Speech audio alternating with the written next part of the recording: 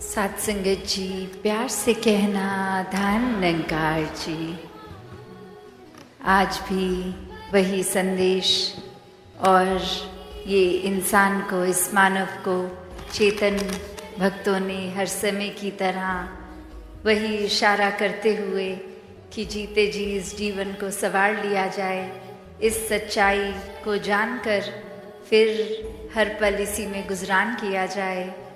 और कैसे ये कुछ भी एक, अगर हमारी उस समय में जो भी हम कर रहे हों उस पल में, तो वही बात जैसे लिविंग इन द मोमेंट की बात होती है, तो ये भक्ति भी फिर किसी समय भी जो भी कर रहे हैं वो ही अगर चीज़ में हम ये ध्यान डालते हैं इस निरंकार के एहसास द्वारा, तो वो कार्य भी भक्ति बन जाता है।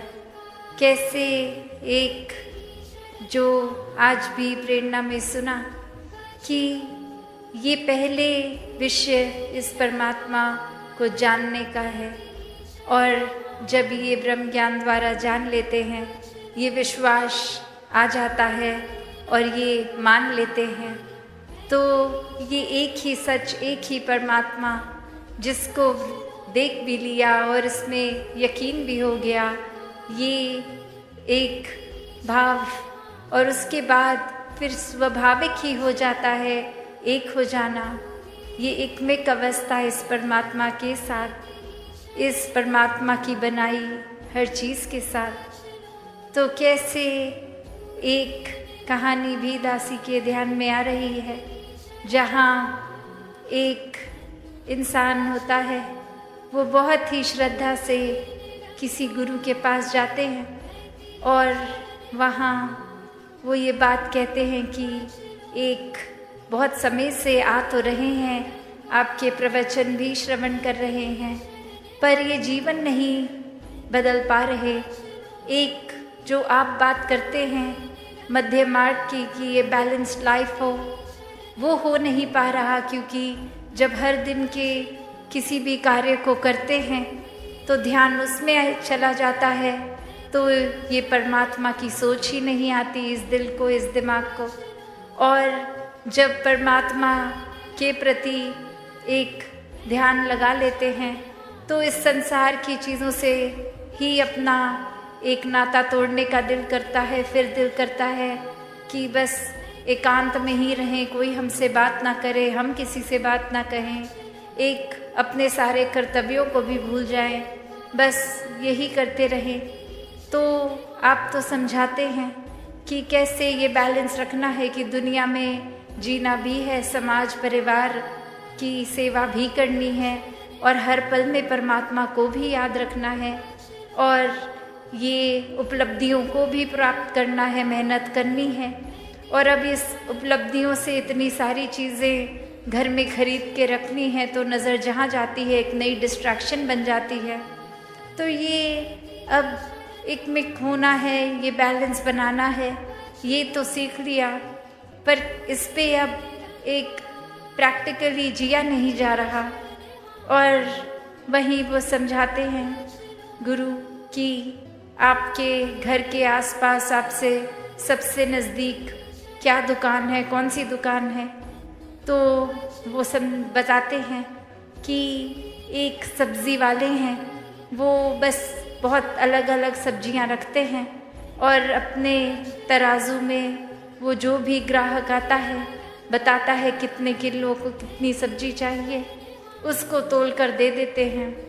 और फिर वो गुरु कहते हैं ठीक है, अब जाइए उनको ध्यान से ऑब्ज़र्व कीजिए, ये कण कण में शिक्षा है, तो यहाँ से भी आपको शिक्षा मिलेगी, आप उनके पास जाइए। और अब वो इंसान अपने पड़ोस की ही दुकान पे पूरा दिन बैठता है, देखता है कि हो तो वही रहा है जो मुझे पहले से ही पता था, कि ग्राहक आया, अपना सामान ले गया, और ये दुकानदार ऐसे ही तोल कर दे रहा है। और जब वो दुकान का समय हो गया और वो रात्रि घर आने का उस दुकानदार का, वहाँ पे रुक के वो एक बात पूछने की कोशिश कि मेरे गुरु ने कहा है, ये शिक्षा मुझे आपसे मिलेगी कि मैं कैसे बैलेंस लाइफस्टाइल में रहूं। तो ये आपकी क्रिया, इससे आप कैसे कर रहे हैं इसके बारे में कुछ रोशनी डालें। ये देखने में तो बहुत सिंपल काम है। तो वो इंसान समझाता है, वो दुकानदार समझाता है अब कि ये कार्य तो बस यही है कि जितने किलो का एक वज़न मैंने एक तराजू में डाला, उतने किलो की ही वो सब्ज़ी उसी दूसरे तराजू की दूसरी ओर ही रख दी। तो उससे ये बैलेंस बन जाता है, तो पता चल जाता है। और इसी से मुझे पता है कि अगर मैं 2 किलो सब्ज़ी बेच रहा हूँ तो वो अंदाजे से नहीं है, तो मैं किसी ग्राहक को एक चीट करके उससे 4 किलो सब्ज़ी का पैसा नहीं ले पाता। वो एक बहुत ही संतुलन बना रहता है, बहुत ट्रांसपेरेंट काम होता है। ग्राहक भी देखता है ये एक ईमानदारी से ही पैसे कमा रहा हूँ। और अब ये बात, और जो हो सकता है उस इंसान को सबकॉन्शियसली तो पता भी थी, पर ये गुरु ने भेजा था तो इतनी बारीकियों से अब समझ आया। और फिर वहीं उपस्थित होके वो अपनी बात यही रखते हैं कि अब ये प्रैक्टिकल लाइफ में ये तो देख लिया कि कैसे एक वो गुण भी अंदर आ गया कि ये धोखाधड़ी ये नहीं करनी है, और साथ ही ये बैलेंस की भी वो बात दुकानदार कर गया। तो यहाँ ये तो पता चल गया कि ये बैलेंस तो ज़रूरी है, और अब बस ये इम्प्लीमेंट कैसे करूँ। तो आगे से वो गुरु यही समझाते हैं कि कैसे वो दुकानदार चाहे एक क्रिया रूप में, एक पूरे दिन में, एक कुछ भी, कैसे भी ग्राहक आ रहे होंगे, कोई बहुत ही जल्दी में होंगे, कोई तो ऐसे भी होंगे कि इतने धीरे धीरे एक बात कर रहे हैं, सोच रहे हैं सब्जी क्या लें, और उनके पीछे और क्यू लग रही होगी, एक लाइन लग रही होगी ग्राहकों की। और इससे देखकर कि इतनी देर लग रही है, कुछ ग्राहक वो लाइन छोड़ के किसी और सब्ज़ी वाले पे भी जा रहे होंगे कि हमें जल्दी चाहिए, और ये दुकानदार तो इतनी देर लगा रहा है। और किस तरह से कोई बहुत ही खुशी के अवसर के लिए बहुत सारी सब्जियां लेके जाएगा, और कोई तो आकर कुछ पत्ते ही लेके चला जाएगा, कोई बहुत ही जल्दी में आएगा, एक हबचड़ी भी मचाएगा, और कोई बहुत ही एक सहज भाव में आके आराम आराम से कर लेगा। तो वो दुकानदार ये सब देख रहा है, कितने रंग देख रहा है ग्राहक के भी, पर वो तो वही कार्य सहजता में करता जा रहा है कि जिसने अपनी रिक्वायरमेंट बोली उसको उतना उतना तोल कर देकर उससे पैसे ले लिए। तो बात वही कि ये एक अपने स्वभाव को अपने ग्राहक के स्वभाव जैसा पल पल में नहीं बदल रहा, ये बहुत ही स्थिर होने की निशानी। और जो व्यक्ति इस परमात्मा को जीवन में धारण कर लेता है इस ब्रह्म ज्ञान से, तो फिर कोई भी उथल पुथल हो, कोई इरिटेशन नहीं आती, कोई भारी चीज़ या कोई इंसान हमारे साथ कैसा है, उस चीज़ पे हमारा उस तरह से बिहेव करना डिपेंड नहीं करता। कि कोई अगर जल्दी में आया तो दुकानदार ने भी उतनी ही जल्दी से नहीं दिया, उसने अपना पूरा प्रोसेस को फॉलो किया, और देर उसने उतनी ही लगाई जितनी वो किसी और ग्राहक के साथ लगाए। और वही बात संसार में रहने के लिए भी कि कैसे एक दुनिया में हम अगर आए हैं तो फिर एक ये जहाँ संसार भी है, और ये बचपन से एक स्कूल में भी बच्चे को क्यों डालते हैं, ताकि शिक्षा ले, कुछ सपने बनाए और सपनों को फिर साकार करे, एक अपने पैशन को फॉलो करे, और फिर ये पैशन फॉलो करते करते धन दौलत भी कमाए, और ये फिर उस तरह से कामकाजी होके अपने लिए आरामदायक चीज़ें खरीदें जिससे जीवन थोड़ा सा एक इजी हो जाए। तो ऐसा करना जहाँ जीवन में मुबारक है, बस बात वही आ जाती है कि सिर्फ ध्यान यही करने में है, या ये करते करते पैरेलली हर पल में उतनी प्राथमिकता अपनी स्पिरिचुअल ग्रोथ को भी दे रहे हैं। और यही वो बैलेंस है, ये अपनी मायावी जीवन और ये आध्यात्मिक जीवन का, जहाँ पे वही बात आती है जो अभी मॉडल भी कुछ दिनों पहले इधर प्रदर्शनी में भी देखा कि ये ज्ञान और कर्म रूपी पंख, ये एक पंख अगर हो कि सिर्फ एक कार्य तो कर रहे हैं, एक हम किसी वजह से प्रभु परमात्मा का नाम तो ले रहे हैं, पर परमात्मा वाकई है क्या, ये परमात्मा की प्राप्ति तो नहीं कर रहे हैं। और वहीं दूसरी ओर ये ब्रह्म ज्ञान रूप की पंख की एक चिड़िया का एक पंख जो कर्म और दूसरी चिड़िया का ज्ञान रूपी कर्म, और अब ये ब्रह्म ज्ञान ले भी लिया है जीवन में, पर उसको जीवन में इम्प्लीमेंट प्रैक्टिकली नहीं किया जा रहा। अपने जीवन में सारे अवगुण अभी भी वहीं के वहीं रखे हैं, एक अपनी वाणी को कठोर का कठोर ही रहने दे रहे हैं, ये किसी से मधुर स्वभाव अपने अंदर नहीं ला रहे, किसी से प्यार से बात नहीं कर रहे। तो ब्रह्म ज्ञान जीवन में आने के बावजूद भी ये उड़ना कहाँ संभव होगा। वो फिर बात वही कि ऐसा पक्षी जिसके दो पंख हैं, एक ज्ञान का एक कर्म का, वो ही उड़ान भरेगा, क्योंकि ये कर्म भी हैं, ये जीवन में इम्प्लीमेंटेशन भी है, और ये ब्रह्म ज्ञान की विद्या, ये सबसे ऊंची दात, ये भी ये झोली आई है।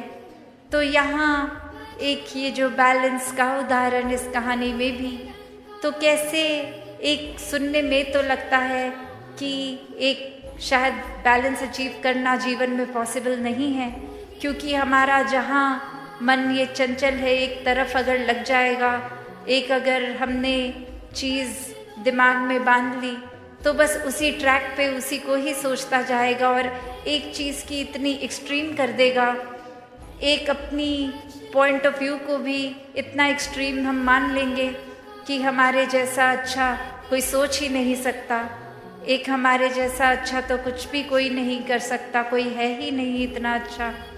कहाँ हम फिर वो बैलेंस दूर दूर तक करते ही नहीं।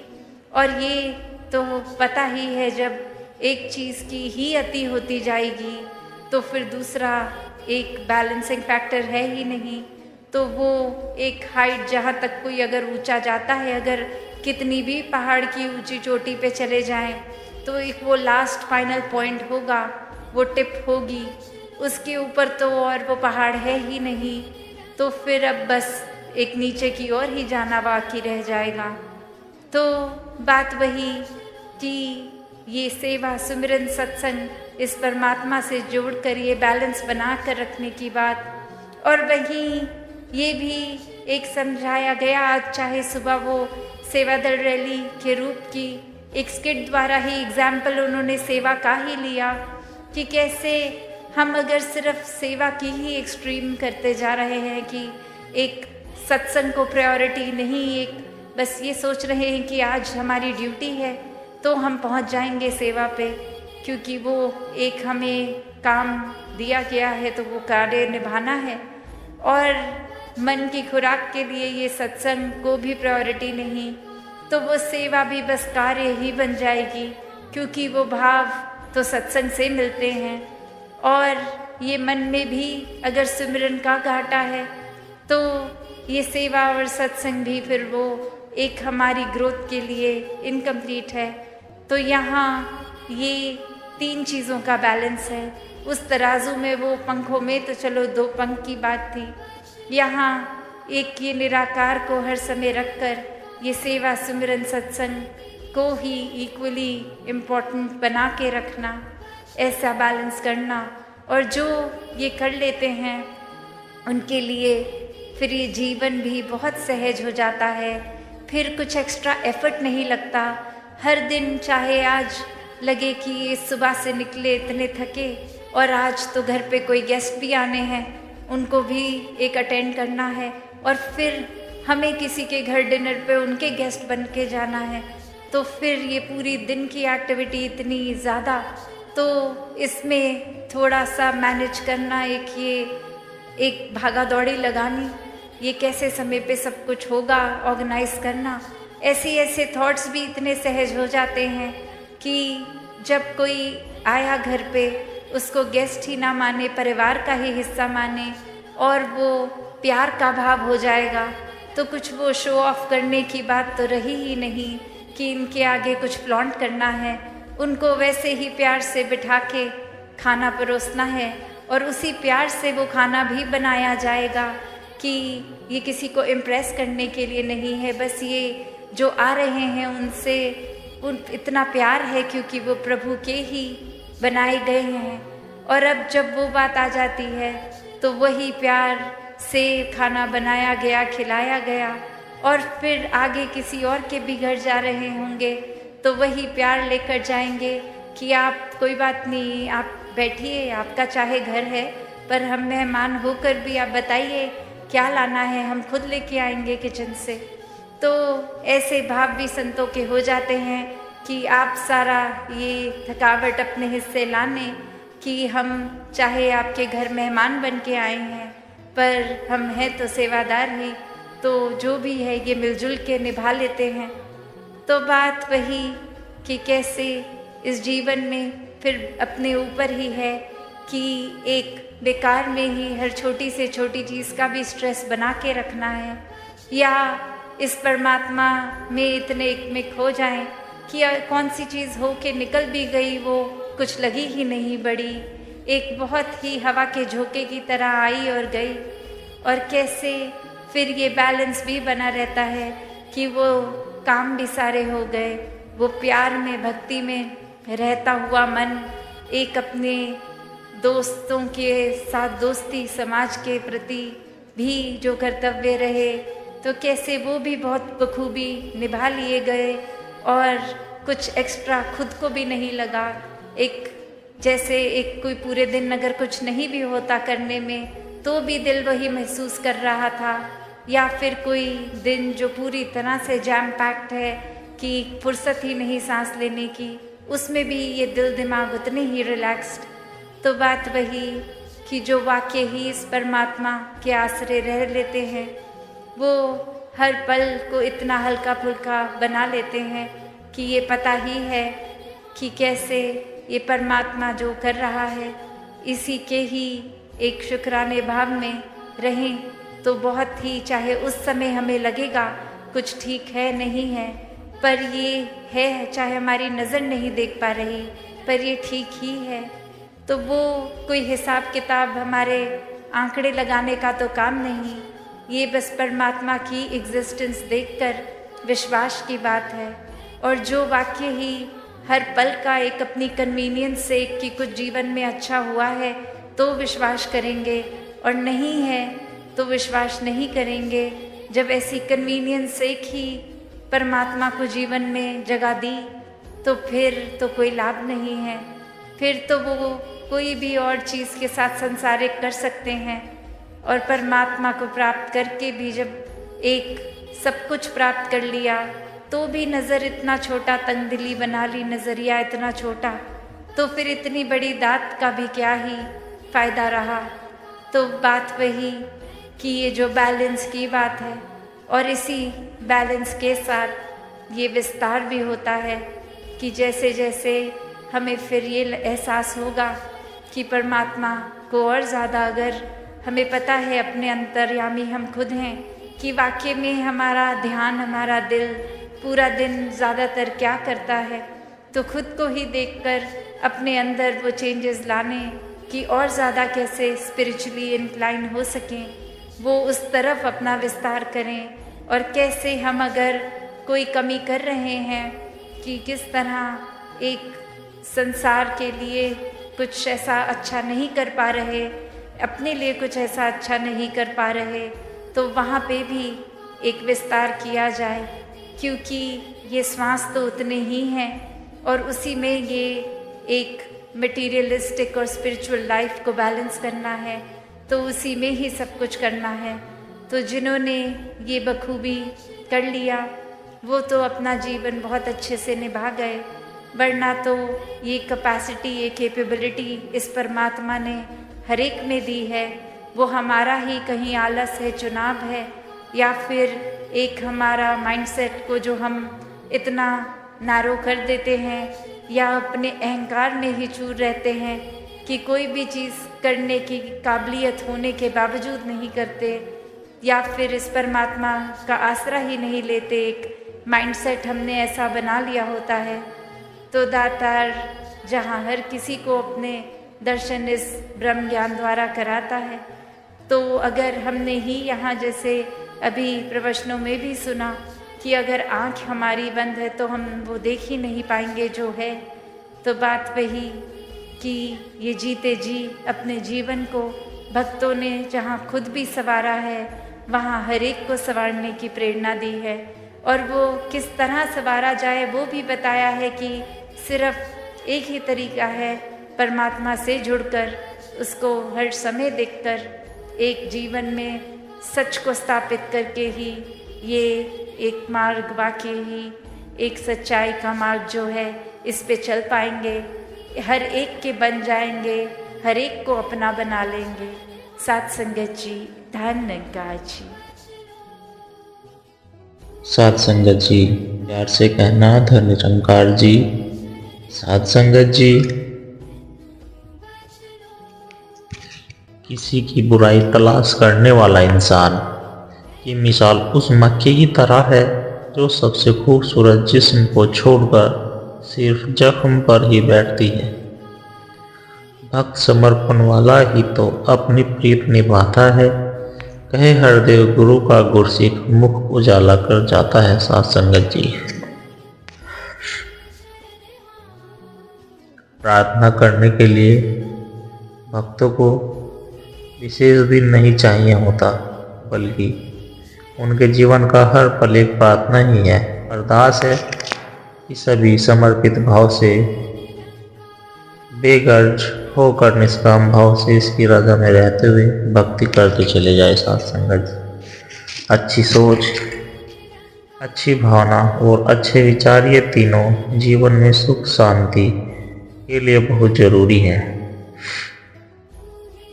आइए इनका दिल खोलकर विस्तार करें। प्रेम का विपरीत भाव घृणा है। घृणा जितनी मन में आती है, इंसान प्रेम से उतना ही दूर होता जाता है। जो जो बंदों को ठुकराया जाता है, उतना उतना ही हरि की दरगाह से हम दूर होते जाते हैं। किसी शायर ने ठीक ही कहा है, क्या करेगा प्यार वो ईमान से, क्या करेगा प्यार वो भगवान से। जन्म लेकर गोद में इंसान की, कर न पाया प्यार जो इंसान से। सत्संगत जी, बड़ा है सतगुरु का एहसास, दिया जो अविनाशी का ज्ञान। एक छोटे कर्म कांड और पाठ हो गई भक्ति भी आसान। सहज में लग जाता है ध्यान, बसे जब मन में हरि का ज्ञान। कर्म सब भक्ति बन जाए, जो मन में रहते हैं भगवान। खाते पीते जागते सोते, हर धड़कन में है राम। इस युग में आकर सतगुरु ने निरंकार दिया नाम। सुकून है मन में सदा रहता, बने भक्ति जब हर काम। किया संतो भवसागर से पार, रहे अब पल पल रब का ध्यान। साथ संगत जी,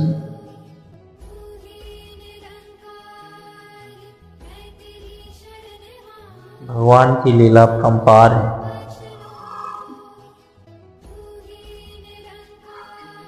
ये भक्तों के सारथी बन जाते हैं, अपने भक्तों को हर मुश्किल से बाहर निकाल लेते हैं। भगवान को सबसे ज़्यादा प्रिय अपने भक्त होते हैं। भगवान हर पल अपने भक्तों की निगरानी रखवाली करते हैं। जैसे माँ का ध्यान बच्चे पर होता है, वैसे ही भगवान का ध्यान भक्तों पर होता है। अपने भक्तों के लिए निरंकार ही खास स्पेशल प्लानिंग होता है। सत्संग जी, सुखों में अपने भक्तों के जीवन से सारे कांटे प्रभु निकाल देते हैं। सुखों में हमेशा अपने प्रभु को रखते हैं। सत्संग जी, निरंकार जिस पर असीम कृपा करते हैं उनको अपनी भक्ति में लगाए रहते हैं। भक्ति प्रभु की कृपा से ही संभव है साथ संगत जी।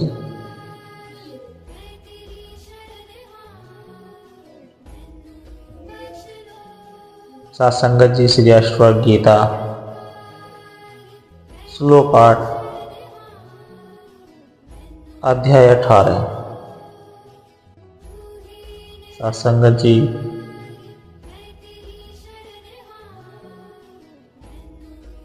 आत्मा ही ब्रह्म है और भाव अभाव काल्पनिक, ऐसा निश्चय हो जाने पर निष्काम ज्ञानी फिर क्या जाने क्या कहे और क्या ना कहे। साथ संगत जी, प्रेम भक्ति में रची रहे, मोक्ष मुक्ति फल पाए, शब्द माही जब मिले रहे, नाहि अबे नाही जाए। अर्थात साथ संगत जी, जो प्रेम और भक्ति में रचवश गया है उसे मुक्ति और मोक्ष का फल प्राप्त होता है। जैसे सतगुरु के शब्दों उपदेशों से घुल मिल गया हो, उनका पुनः जन्म या मरण नहीं होता है। प्रेम प्रेम सब कोई कहे, प्रेम न चिन्ह कोई, आठ पहर भी ना रहे, प्रेम का कहा पे सोई। साथ संगत जी, सभी लोग प्रेम प्रेम कहते हैं किंतु प्रेम को शायद ही कोई जानता है।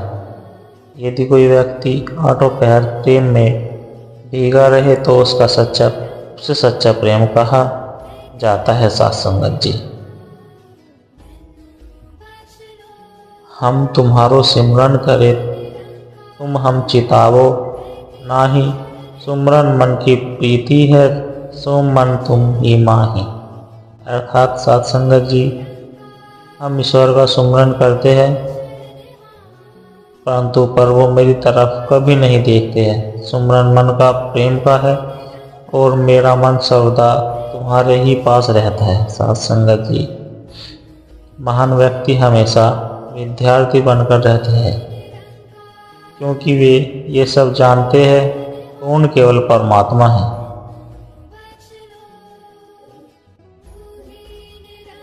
झूठ पहली बार बोलना आसान होता है लेकिन बाद में यह परेशानी देता है। सत्य पहली बार बोलना कठिन होता है लेकिन बाद में सिर्फ आराम देता है। साथ संगत जी, जल में मीन प्यासी मोहे, सुन सुन आवे हाँसी, जितना करीब खुदा उतना करीब न कोई, समझ उनको आई जिन पर रहमत हुई।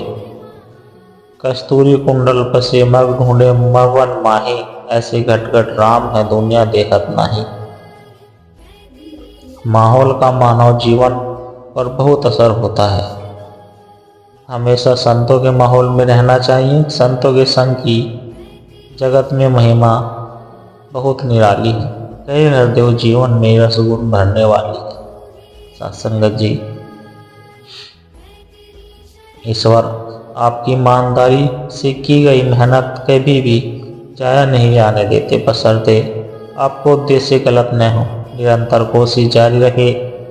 एक बात और, विपरीत परिस्थितियों के होते हुए भी आपका हिम्मत से डटे रहना ही आपकी ताकत व हौसले को दर्शाता है। साथ संगत जी,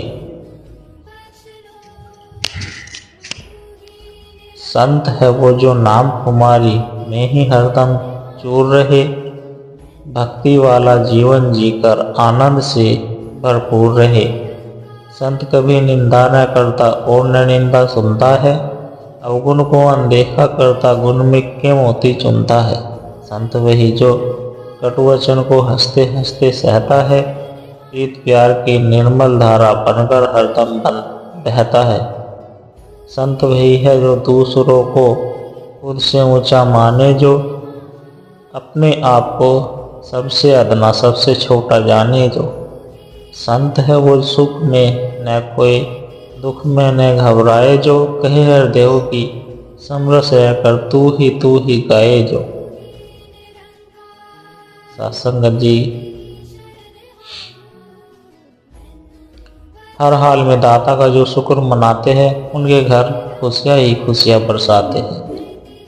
साथ संगत जी, होले होले से हवा लगती है, होले होले से दवा लगती है, होले होले से दुआ लगती है, तू सब्र तो कर मेरे यार। संगत जी, श्री अष्टवक्र गीता श्लोक 7 अध्याय 18। सब कुछ कल्पना मात्र है और आत्मा नित्य मुक्त है। धीर पुरुष इस तथ्य को जानकर फिर बालक के समान क्या अभ्यास करेगा। साथ संगत जी, जीवन में करना है विस्तार, मन वचन से जोड़ी रखना तू तार। कभी भी तू मत रखना अवैधवार, सतगुरु से ही हो सकता है बेड़ा पार। ध्यान तू चरणों से ही रखना बारंबार, यह भक्ति तो है हृदय की धार। साथ संगत जी, सबसे पहले याद आए वो जिंदगी का सबसे कीमती इंसान जो भवसागर इतना गहरा और दूर तक फैला हुआ है, फिर इसे पार करने की कोशिश में लाखों इसमें डूब चुके हैं। संगत जी, केवल वही जीव बच सकते हैं जिनकी तूफान में डगमगाती नाव पर अन्य किसी अनुभवी अल्लाह की कृपा दृष्टि पड़ जाए तो हाथ पकड़कर इस भवसागर से उठा ले और अपनी सुरक्षित नाव में शरण दे दे।